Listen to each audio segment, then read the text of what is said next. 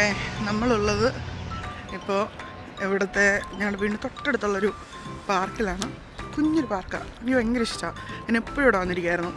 പണ്ട് ഹൈസ്കൂളിൽ പഠിച്ചുകൊണ്ടിരുന്നപ്പോഴേക്കും ഞാൻ ക്ലാസ് കെട്ടിയതുകൊണ്ട് എപ്പോഴും വന്നിട്ടിരുന്നു ഇവിടെ ആയിരുന്നു. ഞങ്ങളുടെ ടൗണിൻ്റെ വളരെ ഇമ്പോർട്ടൻ്റ് ആയിട്ടുള്ളൊരു സ്ഥലമാണ് കൂപ്പേഴ്സ് പോണ്ട്. ഇമ്പോർട്ടൻ്റ് ആയിട്ടുള്ള മിക്ക ഇവൻറ്റ്സും നടക്കുന്നത് ഇവിടെ ആയിരിക്കും. ഇപ്പം ഞാൻ ഈ കാണിക്കുന്നത് take A book share book എന്ന് പറഞ്ഞിട്ടുള്ളൊരു ഇനിഷ്യേറ്റീവാണ്. ഒരു ഷെയറിങ് പബ്ലിക് ലൈബ്രറി. നമുക്ക് നമ്മുടെ കയ്യിലുള്ളൊരു ബുക്ക് അവിടെ വെച്ചിട്ട് അവിടെ നിന്ന് നമ്മൾ വായിക്കാത്തൊരു ബുക്ക് നമുക്ക് എടുത്തുകൊണ്ട് പോകാം. It's very nice. പിന്നെ ഇതാണ് ഞങ്ങളുടെ പാർക്ക് കൂപ്പേഴ്സ് പോണ്ട്. എനിക്ക് തോന്നുന്നു ഞാൻ ഏറ്റവും കൂടുതലും ടൈം ഈ ടൗണിൽ എവിടെയെങ്കിലും സ്പെൻഡ് ചെയ്തിട്ടുണ്ടെങ്കിൽ അതിവിടെ ആയിരിക്കും. കാരണം ഇയർ റൗണ്ട് ഇത് തുറന്നിട്ടേക്കുക. കാരണം ഏത് സമയത്ത് വേണമെങ്കിലും നമുക്കിവിടെ വരാം. അതിൽ എനിക്കിവിടെ വന്ന് കുറച്ച് നേരം ഇരുന്ന് കഴിയുമ്പോഴേക്കും എൻ്റെ മൈൻഡ് ഭയങ്കരമായിട്ട് സെറ്റ് ചെയ്യുമായിരുന്നു.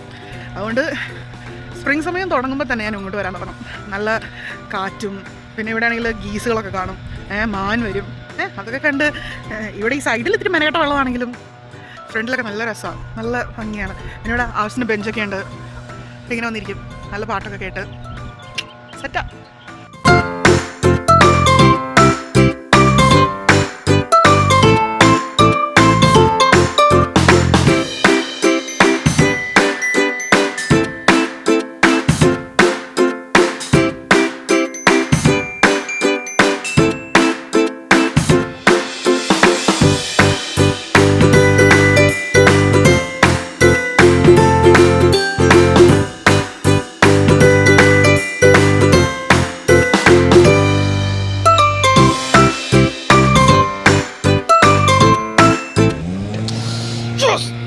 എൻ്റെ തോൽവിത്തരം നിങ്ങളിപ്പോൾ കണ്ടല്ലോ. അതിൻ്റെ സങ്കടം തീർന്നത് ഈ പിള്ളേർ ചൂണ്ടയിടുന്നത് കണ്ടപ്പോഴാണ്. അവർക്കൊന്നും കിട്ടുന്നില്ലായിരുന്നു. അതൊക്കെ കണ്ട് ഞാൻ കുറച്ച് നടന്നു വന്നപ്പോഴേക്കും ഞാൻ നേരത്തെ പറഞ്ഞതുപോലെ മാനിനെ കണ്ടു. ഈ മാൻ അവിടെ ഒരു ബ്രിഡ്ജിൻ്റെ അവിടെ ഒരു അപ്പാപ്പൻ നിൽപ്പുണ്ടായിരുന്നു. ആ പുള്ളിക്കാരനെ കടത്തി വിടാതെ ഇങ്ങനെ നോക്കിക്കൊണ്ടിരിക്കുകയായിരുന്നു. കുറേ നേരം കഴിഞ്ഞിട്ടും പുള്ളിക്കാരൻ വലിയ മൈൻഡ് വരുന്നില്ലെന്ന് പറഞ്ഞപ്പോഴേക്കും അതുങ്ങൾ രണ്ടും അങ്ങോട്ട് പോയി. ഇവർ പോയി കഴിഞ്ഞിട്ട് പിന്നെ ഞാനതിനെ വീഡിയോ എടുത്തുകൊണ്ടിരിക്കുന്നതെന്ന് പറഞ്ഞിട്ട് ഞാൻ തിരിച്ച് എൻ്റെ പരിപാടിയിലേക്ക് കടന്നു.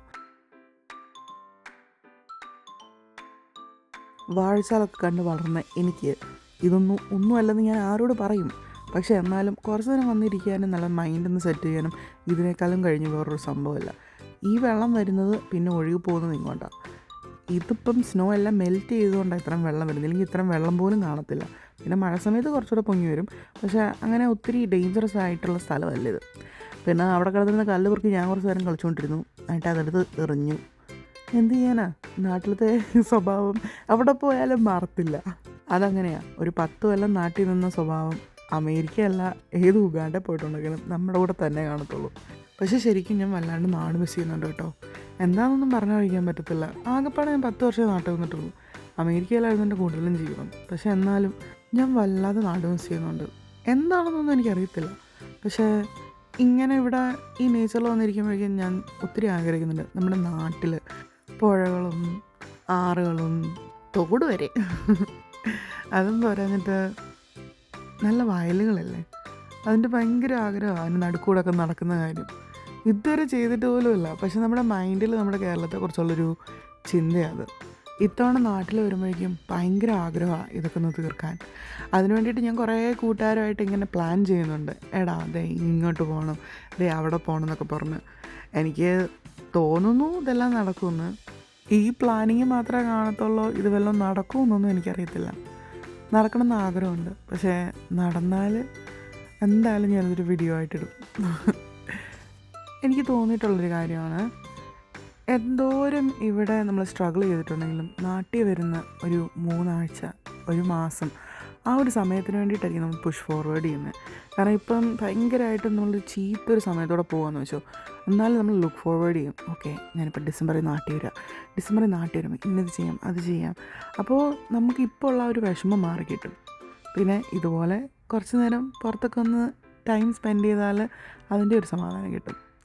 ഞാൻ ആ സൈഡിൽ നിന്ന് ഇപ്പുറത്തെ സൈഡിലേക്ക് വന്നപ്പോഴേക്കും ഇവിടെയും എല്ലാം കുറേ ചൂണ്ടയിട്ട് വെച്ചിട്ടുണ്ട്. ഞാൻ പിന്നെ അതിൻ്റെ ഒത്തിരി അടുത്തേക്ക് പോയില്ല. എന്തിനാ ചുമ്മാ ഡിസ്റ്റർബ് ചെയ്യുന്നത്. പിള്ളേർ മാത്രമല്ല വലിയവരും കുഞ്ഞു പിള്ളേരും എല്ലാവരും ചൂണ്ടയിടുന്നുണ്ട്. പിന്നെ നോക്കിയപ്പോഴേക്കുമാണ് ഈ ഉണങ്ങി പിടിച്ചിരിക്കുന്ന മരത്തിൻ്റെ അകത്തെല്ലാം ചെറുതായിട്ട് തളിരിട്ട് തുടങ്ങുന്നത്. സ്പ്രിങ് തുടങ്ങുന്നതിൻ്റെ ഒരു സംഭവമാണിത്.